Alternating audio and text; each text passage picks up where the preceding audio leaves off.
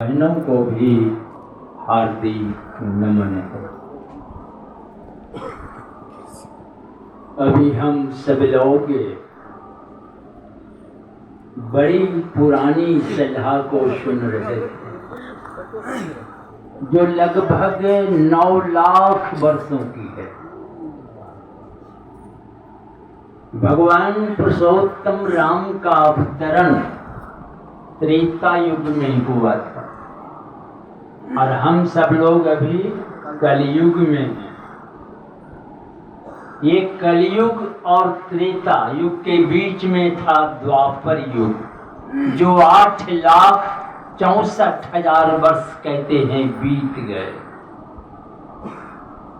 इतनी पुरानी सलाह को आज भी लोग बड़े ध्यान से सुनते हैं और बहुत बार सुने हैं आप। और जन्मों जन्मों की बात तो छोड़िए, इस जन्म में भी आप बहुत बार और जब तक हैं सुनेंगे।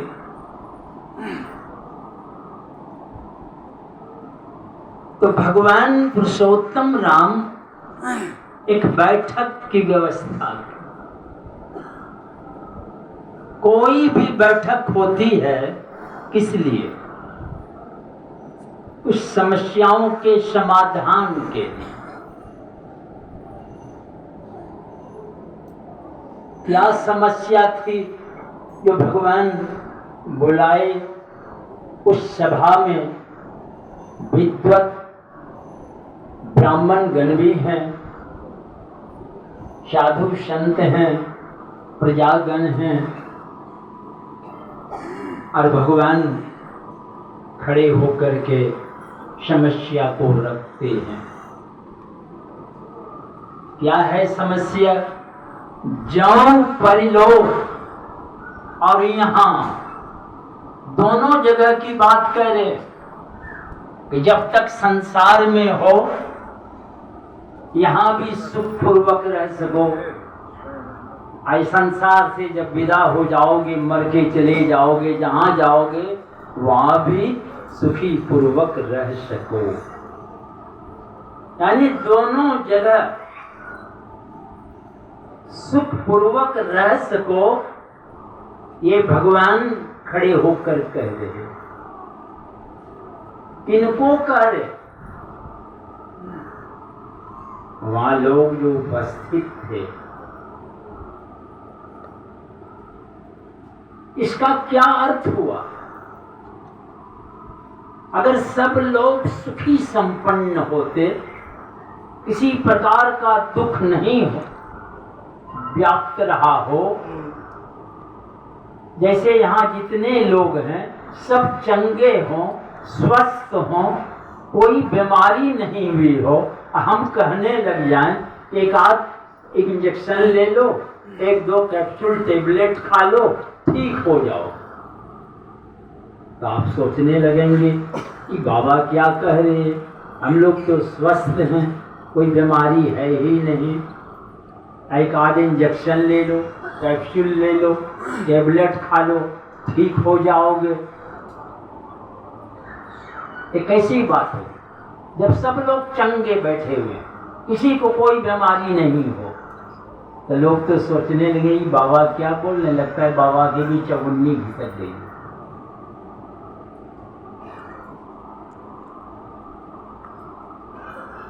और एक तरफ ये भी आप सुनते हैं दैविक भौतिक तापा राम राज्य काहू नहीं व्यापा।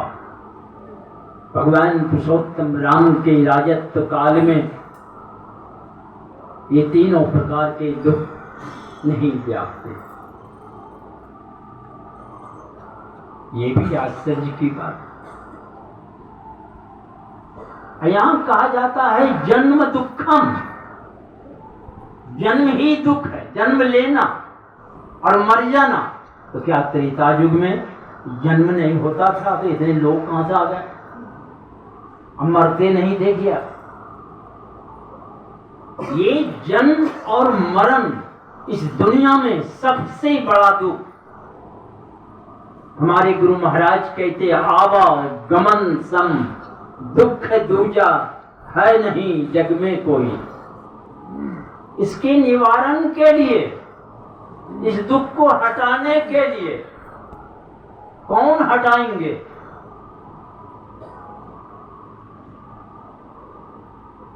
गुरु महाराज कहते हैं एकमात्र प्रभु, इसलिए उनकी भक्ति की जाए। इसलिए हम लोग नित्य सिद्धांत पाठ करते हैं, एक सर्वेश्वर पर अचल विश्वास, पूर्ण भरोसा। जो सबके मालिक हैं वो परमात्मा के ऊपर पूर्ण भरोसा कहते हैं। और उसकी प्राप्ति कहाँ होगी? हिमालय की कंदराओं में, तीर्थों की धामों में, बाह्य पाठ पूजा अनेक अनुष्ठानों में कहाँ होगी? कहीं नहीं, अपने अंदर होगी। यही सिद्धांत हम लोग नित्य पाठ करते हैं। कहीं जाने की जरूरत नहीं है, आप अपने अंदर चलें। परमात्मा मिलेंगे आपको। इसलिए गुरु महाराज कहते अंतर पथ चालो, प्रभु को पालो। पाने से क्या होगा? प्रभु बिनु नहीं विश्राम। आपके जीवन में शांति आ ही नहीं सकती है। गुरु महाराज से पूछ बैठे कि आपका क्या धर्म है। अगर आपसे पूछे क्या कीजिएगा? हम हिंदू धर्म है कि इस्लाम है कि क्या है? जो है वही बोलेंगे। अगर गुरु महाराज कहते हैं हमारा है अंतर्मुखी धर्म, इस धर्म का पालन करें, यहां भी और कहीं भी जाएं, आप सुखी रहेंगे। आप सुखी रहेंगे। अपने आप में आप मस्त रहेंगे। जिनकी बुद्धि स्थिर हो गई है, हमारे भगवान कृष्ण गीता में कहते हैं स्थित प्रज्ञस्य का भाषा समाधि स्थित भी किम प्रभासित किम आसित प्रजेत किम। कहते हैं हे केशव, अर्जुन पूछ रहे भगवान से कि हे केशव, जो समाधि में स्थित परमात्मा को प्राप्त हुए वो स्थिर पुरुष का लक्षण क्या है?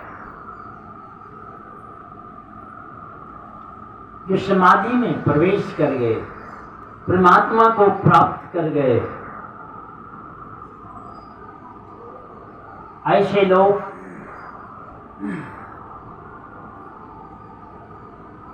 किस तरह बोलता है, किस तरह बैठता है कि मासी और ब्रजेत की किस तरह चलता है, ये भगवान से पूछते। तो भगवान कहते हैं परिजाति यदा कामान सर्वान पार्थ मनोगताम।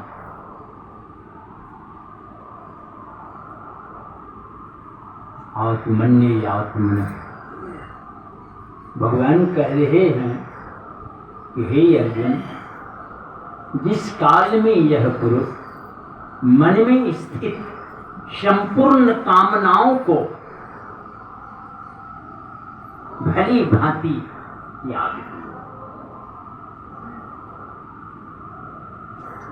और अपनी आत्मा में संतुष्ट है, अपने ही अंदर बस, कहीं जाने की जरूरत नहीं है।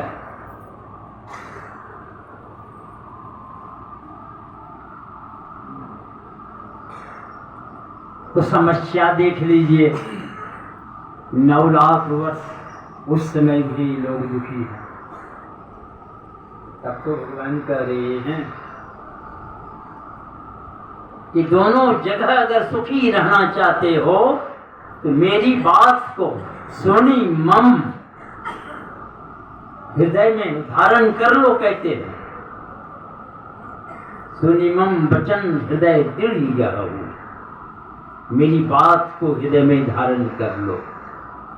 अगर दोनों जगह सुखी रहना चाहते हो तो यहाँ हम देखते हैं रात दिन एड़ी चोड़ी पसीना बहा रहे हैं और दुख की कोठरिये में मर रहे हैं, आशा लगाए हुए यह होगा